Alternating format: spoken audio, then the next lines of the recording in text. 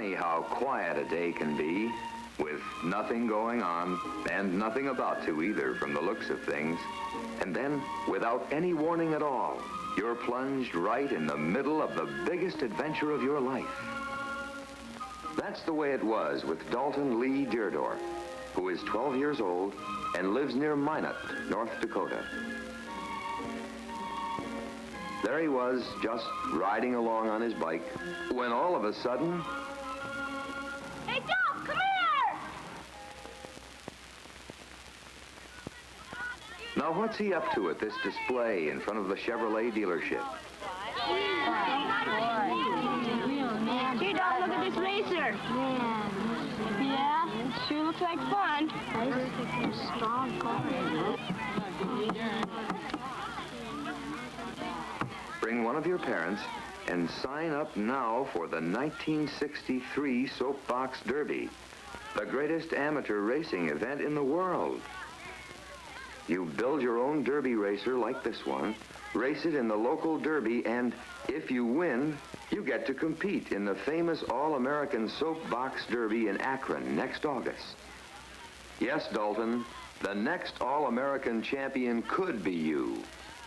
It could be any boy like you, between the ages of 11 and 15 years, with the courage and determination to try. Ordine Junior High School in Duluth, Minnesota. Classes are out for the day, and the boys and girls are starting home. Among them is a boy we'll be watching from now on. His name is Harold Willis Conrad, but most people call him Bo. He's 12 years old, a 7th grader. Hey, Bo, we need a picture tonight. How about you?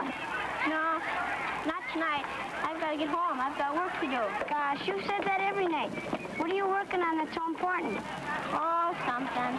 Okay, see ya. Yeah?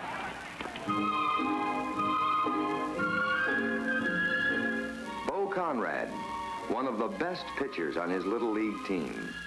Plays trombone in the school band. Good student, too. An all-around boy.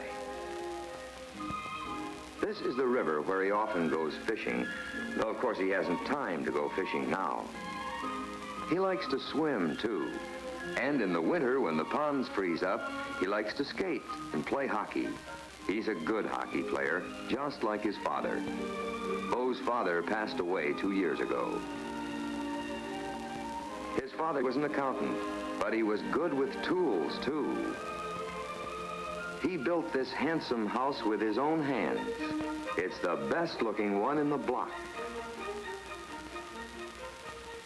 Hi, Mom. Doing? Well, how about a glass of milk with that? No, not now. I've got time. Down here in the basement workshop where his father used to work, using the tools he used to use, Bo feels very close to his father. Here he labors over that certain something that now occupies his every spare moment. The Soapbox Derby Racer, which he hopes will win him one of the valuable college scholarships he will need to help him finish his education. There are lots of big prizes, and Bo never forgets what his father used to tell him.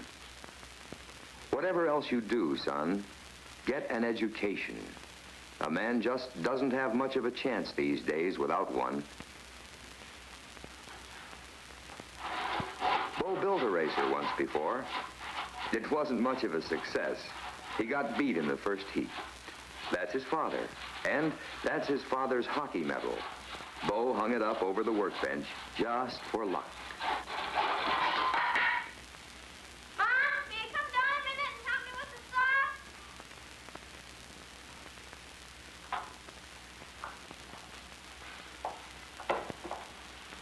saw? Oh, here are your goggles. Oh, thanks, Mom. Just a minute now. Okay.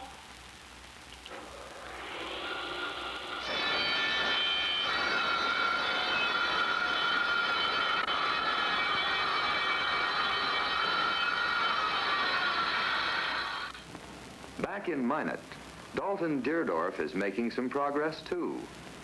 At the Johnson Chevrolet dealership, which co-sponsors the Soapbox Derby there, Mr. Dierdof signs Dalton up as an entrant, and Dalton goes on his way, the proud possessor of his soapbox derby kit.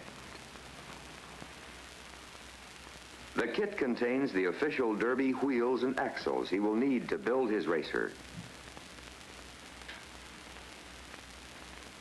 He reads the instructions carefully, memorizing the rules he must follow. Then, Dalton designs his racing car by studying pictures of winning racers from years past. Full weight, minimum cross-section, maximum car and wheelbase length, best streamlining. There are the factors that make a winning car. I think that will cover general construction fairly well. In special soapbox derby clinics all over the country, future champions are learning the fine points of building a racer. Steering system must be As each boy learns for himself, any boy can build a racer. All he has to do is want to, badly enough. safety.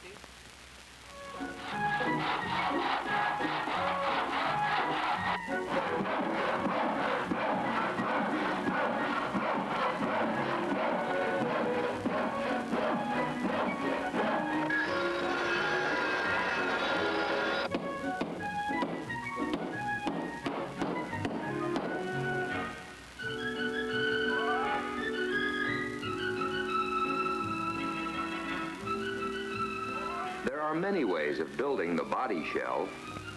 Dalton makes his of plywood. Some other boys make theirs of fiberglass, which they mold over forms made of wire screen. Bo also uses plywood for the sides. Bo breaks a lot of fine old traditions in building his racer. For one thing, he uses plenty of nails in some places instead of screws. Bo's method of keeping track of the weight so that he doesn't go over the limit is nothing short of ingenious. With his racer straddled over two barrels, he crouches beneath it on his bathroom scale and manages to lift it just long enough to get a reading. 210 pounds, allowing 30 pounds for the wheels, which are yet to be installed. That's a total of 240 pounds. Okay now, but it's getting pretty close to that 250-pound limit.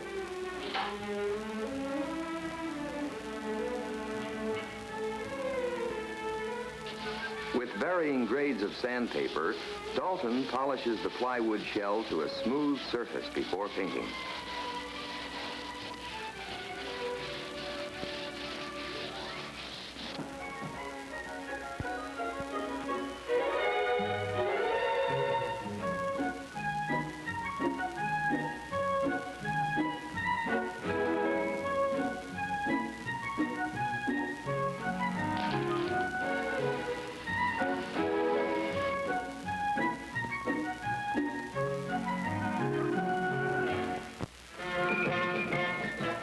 Alaska to Florida, Hawaii to Maine, and in Canada, Okinawa, the Philippines, West Germany, and Venezuela, in 239 cities, Derby Day is the day when each community stages its own local races to decide the lucky boy who will go on to Akron and represent his hometown in the All-American. Hundreds of hours of effort by countless derby workers go into these local derbies to make each one an event the boys and their parents will never forget. And when Derby Day is over, the 239 local champions, which includes Dalton Dierdof in Minot and Bo Conrad in Duluth, now head for Akron and the famous All-American. Akron, Ohio. No other city in the world is more ready and willing to stand itself on its ear for a bunch of boys that it likes than Akron for the Soapbox Derby.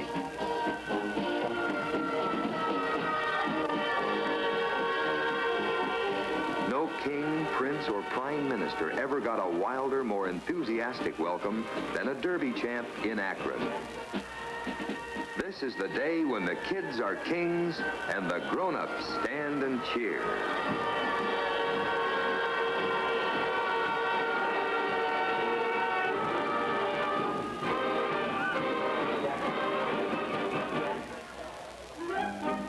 After their tumultuous welcome to Akron, the champs are guests at Derbytown, one of the finest boys' camps in America. 4 unforgettable days, packed from dawn till bedtime with every kind of fun, game, and sport.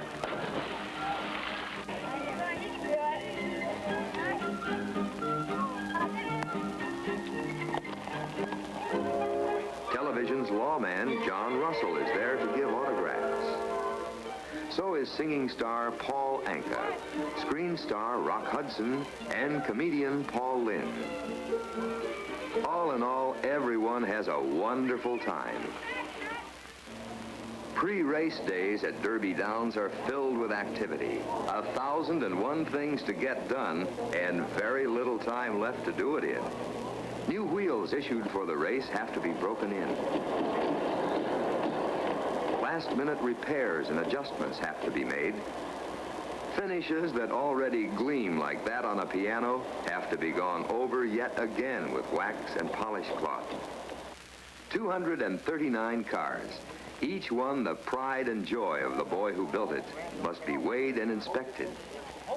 Every champion since the first soapbox derby in 1934 has gone on to outstanding success in his later life. Maurice Bale, 1935, now an engineer with General Motors at Muncie, Indiana. Herbert Munch, 1936, owner of his own business in Hood River, Oregon. On and on the list goes. Yes, there's something about these soapbox derby boys. You might even say, once a winner, always a winner. Bo would like to be one of them, but as he looks over the competition, his hopes dim. Just look at all those cars. It really shakes you up to see how beautifully built most of them are. To Bo, every one of those other cars seems to look better than his. With inspection behind them, each boy gets a trial run down the green top track that has led so many others to fame and fortune.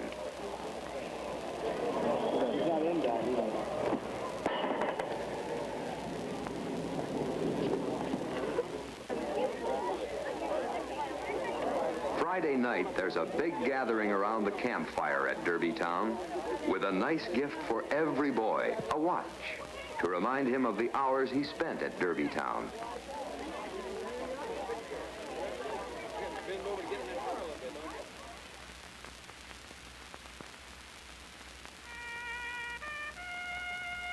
Tomorrow is the day of the big race, and who can sleep tonight? Whatever else you do, son, get an education. A man just doesn't have much of a chance these days without one.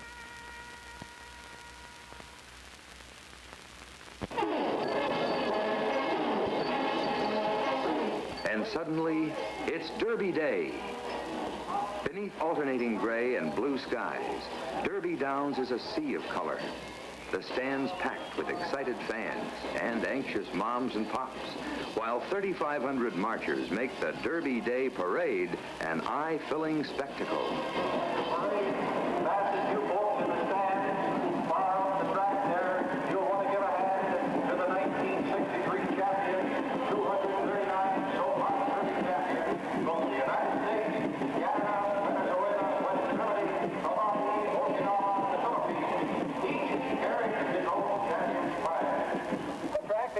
The grown-ups, Arthur Godfrey, John Russell, and Paul Anka, get things off to a flying start with a traditional oil can derby. It's down.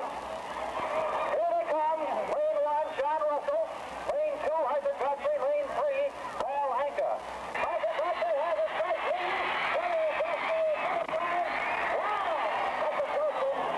The judges say in Lane 1, John Russell, the winner.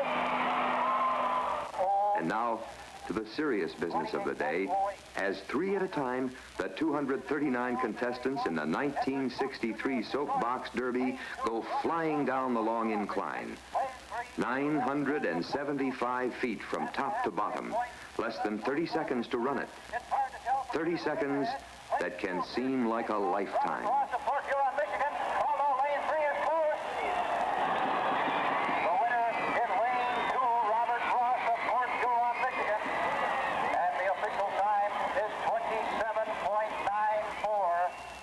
wave after wave, the cars go whizzing down the hill.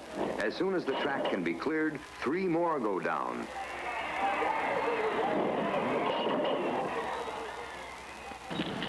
How many more heats can you go down?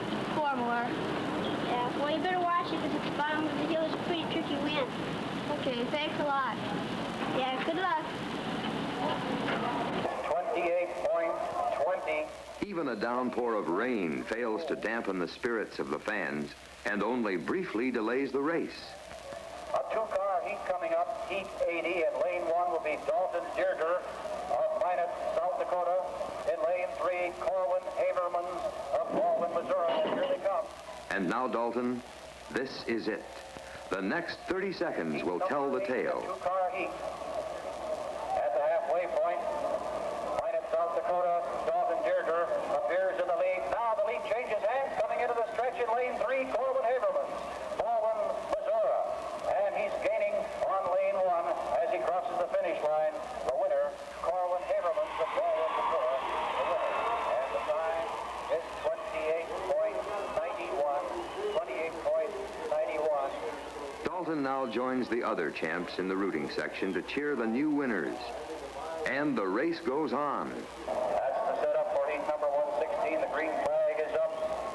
It's down, and here they come. Lane 1, Hollis Inman of Tampa. Lane 2, Harold Conrad of Duluth. And lane 3, David Park of Toledo. 3 speedy little cars coming right down the track here, burning it up. Lane 2, Duluth, Minnesota, taking the lead. Lane 3, Toledo, Ohio, closing in there in the stretch. In lane 2, the winner, Harold Conrad of Duluth, Minnesota. And the time, 28.30. Now it's the semifinals. 3 top cars. Each one has beaten all comers. And here they come. Heat number 124, getting closer to the line all the time now. These boys streak down at the halfway mark in lane 3, El Dorado, Arkansas. In lane 2, coming ahead now is Harold Conrad from Duluth, Minnesota. Lane 2 seems to be in the lead coming into the stretch. The winner, Harold Conrad of Duluth, Minnesota in lane 2, and the official time is 27.75. And now the top 3 cars out of the entire field of 239 are taken back up to the top of the hill for the final heat. The crowd watches with tense excitement, for in the next few seconds, one of these boys, one alone, will be judged the grand winner, the All-American champion for 1963. Who will it be? Bob Fleury, Decatur, John Gaylor, Columbus, or Bo Conrad, Duluth, each with the World Championship hanging in the balance? The cars are on the line, the flag is up, and we're about to have the finals of the 26th Derby. Here it comes, the flag is down, the boys are off and running. At the 100-foot mark, of course, they're still coming together. It's a close race all the way down. Two top cars in the white one. There's Harold Conrad of Duluth in the center lane, Bob Fleury, Decatur, Georgia in the left lane, and John Galloway, Columbus, Georgia in the right. They're still pretty well put together at the 600-foot mark. Now there's the 700-foot mark, and it's going to be a tight figure of a photo finish. That's the look on the photo finish, and there it is. There goes the bell. Photo finish between Harold Conrad in lane 2 and photo of lane 3 of John Galloway. Yes, it's Bo Conrad, winner of the biggest and certainly one of the hardest fought derbies in 26 years of Derby history. Mr. S.E. Knudsen, Vice President of General Motors and General Manager of Chevrolet, presents the winner's trophy, just the first of many awards that Bo will receive. Harold, congratulations on winning this great race. You have a great car, and you did an outstanding job of driving. On behalf of the Chevrolet Motor Division, I'm delighted to present you with this championship trophy. Good luck again, and congratulations. Thank you very much. For Bo Conrad, this is only the beginning of the honors heaped upon him. Now the champs march into the Banquet of Champions, the grand culmination of a tremendous week. 2,000 people are here to cheer the new champions. Crowds proud parents, and hundreds of tireless Derby workers who have labored long and hard to make the Derby the world-famous event that it is. The champs hear many speakers tonight, including a specially taped message from the President of the United States. Commendable. Your achievements are an inspiration to all the youth of America. Best wishes and congratulations to each of you. And now,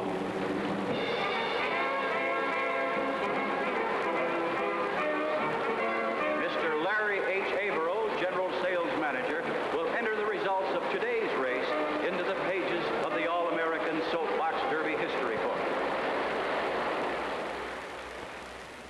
Ladies and gentlemen, it is now my privilege and pleasure to record into the Hall of Fame of Youth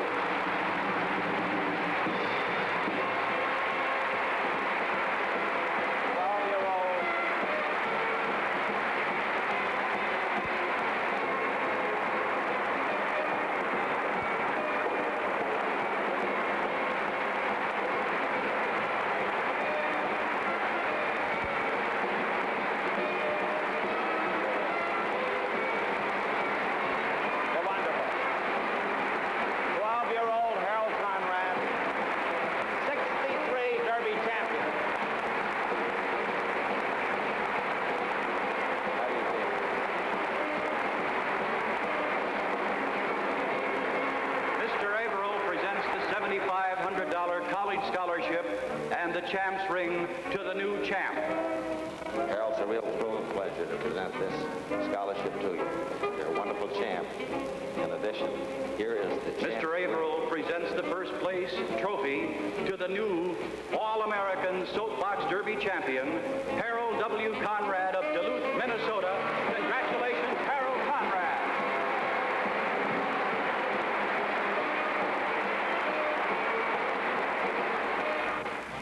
And when he returns home to Duluth, well, probably no 12-year-old boy in the whole history of Duluth ever had such a welcome.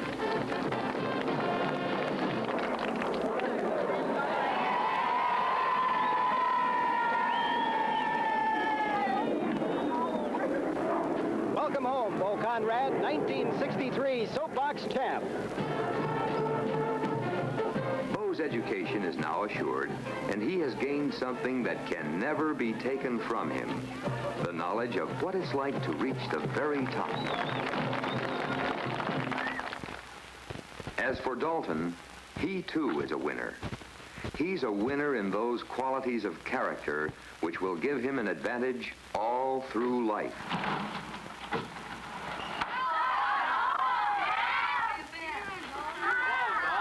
Though he's only 12 years old, already he's somebody special. He has done something that just every boy hasn't. Well, if he sits a little straighter, walks a little taller, holds his head a little higher, that's because he is, and always will be, a champion.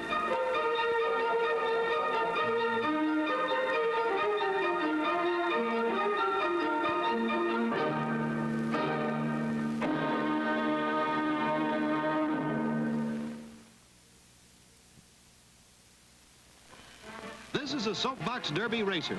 It's homemade and capable of speeds up to 35 miles an hour. And the champs are all here today. Hello, everybody. This is Bill Fleming.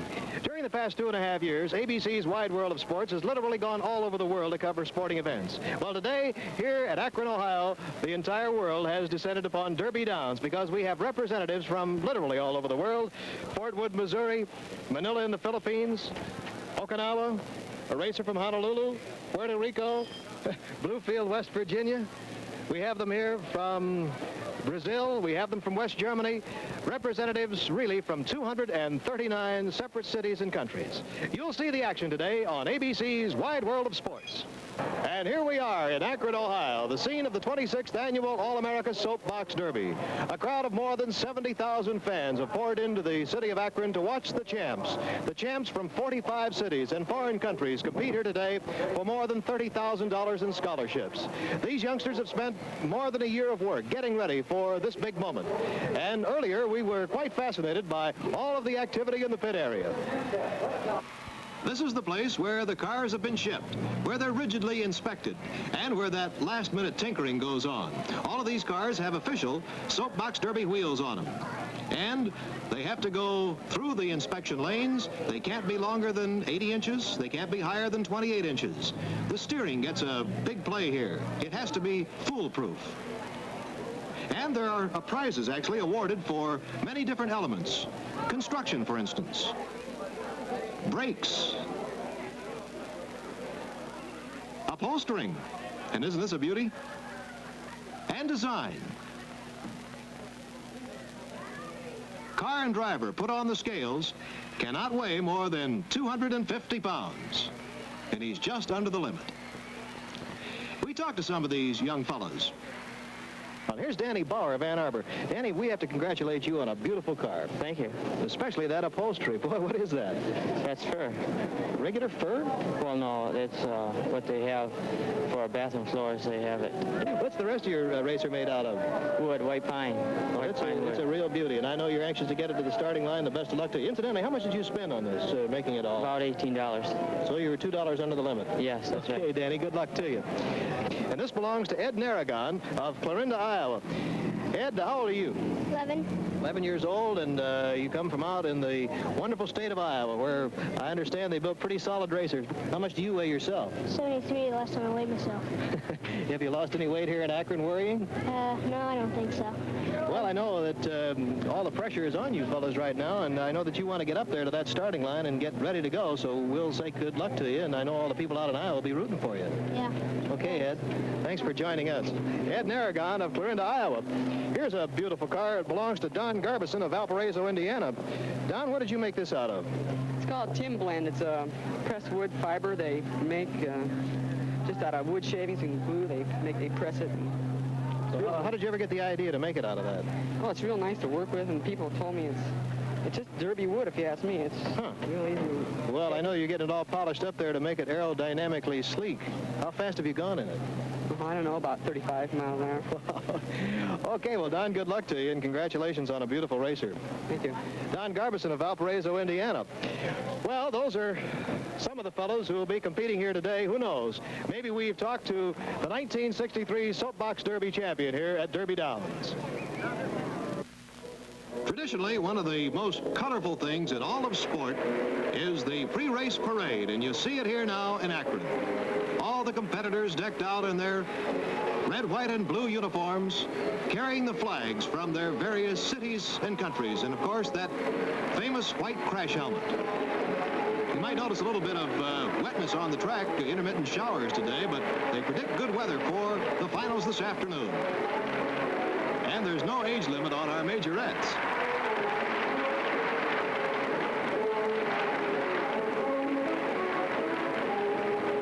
What a tremendous crowd. More than 70,000 and many celebrities. Here's Rock Hudson, our Grand Marshal today.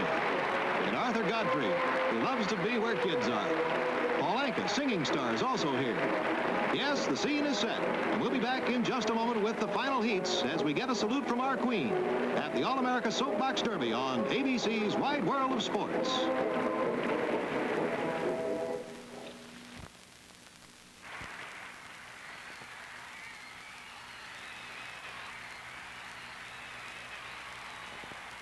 And now the tension and excitement begins to build because we move into the semifinal round.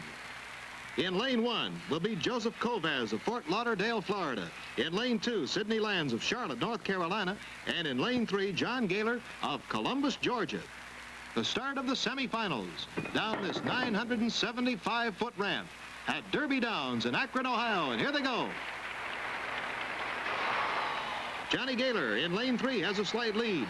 And Sidney Lands in lane 2 now taking over the lead as they cross the halfway mark. A real battle on between lanes 2 and 3. Lands and Kovaz and Gaylor in lane 3 has the lead right now as they come very close to the finish line. It's going to be extremely close. And here's the word. It is John Gaylor of Columbus, Georgia is the winner. So he will move into the finals for first, second, and third. Now here's Robert Fleury of Decatur, Georgia. He's in lane 1, Joel Gorski of Tacoma, Washington, lane 2, and William Loading of Ambridge, Pennsylvania is in lane 3. Here they go. And it's Robert Fleury of Decatur, Georgia, taking a slight lead. He's a son of an Atlanta fireman. He's in lane 1. Farthest from the camera. Lane 3, closest to the camera, is Bill Loading of Ambridge, Pennsylvania. Here they come down. Look at how close that one is.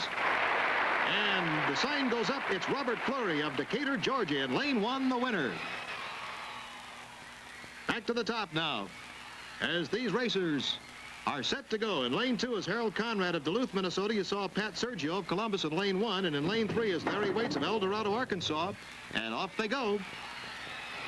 Sergio of Columbus, Conrad of Duluth, Waits of El Dorado, Arkansas. Down the ramp, and as they approach the halfway mark, it's Harold Conrad of Duluth, Minnesota in the white racer in lane 2, holding a slight lead, but lane 3, Larry Waits, moving up on him. Now they hit the fastest part of the run, and here they come to the finish line. And it is Harold Conrad of Duluth, Minnesota in lane 2, the winner of that heat. And he will move into the finals for first, second, and third. And now we come to a segment that everybody's been waiting for. These are the guests in the championship round. Robert Carr in lane 1 from Mission City, British Columbia in Canada. And here is Manuelo Nolasco from the Philippines in lane 3. These two for the guest championship. They've been extremely close in times. Just a tenth of a second has separated them coming into the finals for their competition. Manuel Nolasco has a slight lead, closest to the camera, lane 3. Here they come. Wow, is that close? And it's a dead heat. They'll have to rerun that one for the guest championship. And now for the start of the final rounds for 7th, 8th, and 9th positions. Joe Kovaz in Fort Lauderdale, Florida's car. He will be in lane 1. Larry Waits in lane 2 from El Dorado, Arkansas. And Joe Gorski of Tacoma, Washington is in lane 3, closest to the camera here. This is for 7th, 8th, and 9th. And here they go. Incidentally, in lane 1, Joe Kovaz of Fort Lauderdale had his car in the championship for best construction and design. And he has the slight lead right now. Now, Larry Waits in lane 2, moving up at the halfway mark. A good challenge by Kovaz, and here they come. Lane 2 is the winner. Larry Waits of El Dorado, Arkansas, has won 7th place. Kovaz is 8th, and Gorski is 9th.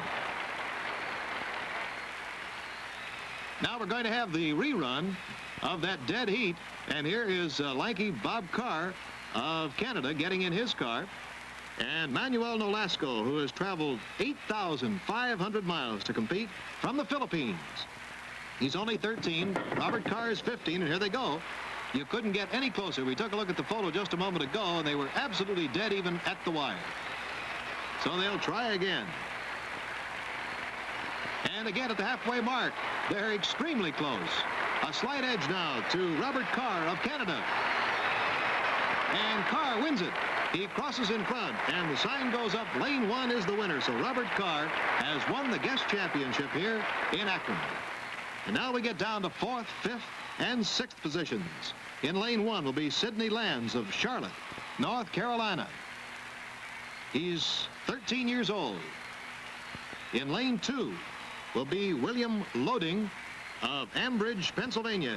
He's 15 years old. And in lane 1 is Pat Sergio of Columbus, Ohio. And he'll get a good roar from this Ohio crowd here today, although the crowd has come from all over the United States. Here they go, moving down. Remember, they'll be going almost 35 miles an hour at the finish line.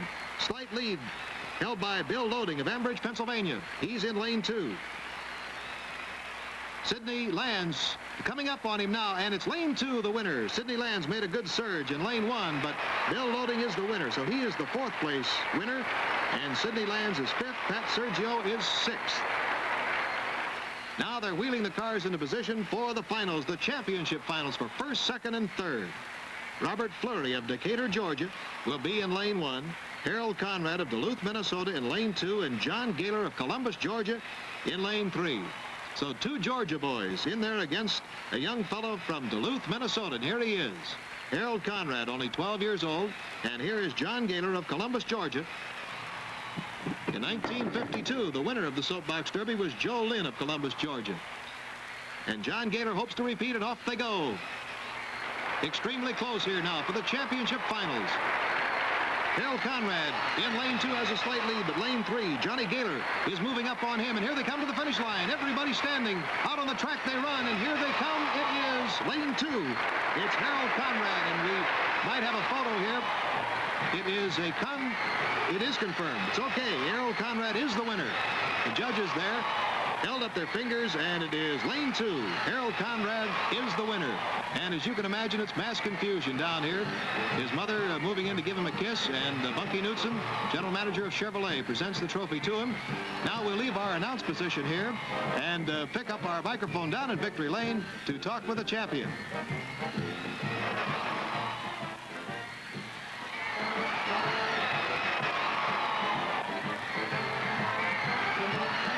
Now let's talk to the champion, Harold Conrad of Duluth, Minnesota. Congratulations, Harold. You must be very happy right now, aren't you? Yes, I am. How old are you? 12 years old. You know, you have a wonderful story. A year ago, I don't think you even won your first heat, did you? No. And all of a sudden today, you are the best out of more than 100,000 boys. I mean, what kind of feelings do you have right now when you cross that finish line? Did you think you'd won? Oh, I didn't know. I thought maybe I had lost. But I wasn't Thought sure. maybe you'd lost? Yes. And then when they developed the photo finish and you heard your name, what kind of a feeling did you have? Did you cry? No, but I couldn't believe it hardly. Well, I'm sure you couldn't, and congratulations to you. You have a beautiful racer, and I know that you're going to be very, very happy with your victory and your $7,500 scholarship. What do you want to be when you go to school? A carpenter, I think. A what? A carpenter, I think. Well, you do a great job, and you did on your car. Congratulations to you, Harold Conrad. Yes, thank you very much. Okay, there's the champion for 1963, Harold Conrad of Duluth, Minnesota. As you can imagine, mass confusion down here as they have just run the end of this 1963 Soapbox Derby. Before leaving here at Derby Downs, we'd like to pay special tribute to Dave Rummel, who was the Derby director, also to John Nybor, who was the track manager, Red Stewart, who was the topside chief, and also to Gene Owens, who was director of the champions while they were in camp. Well, that's pretty much the story here.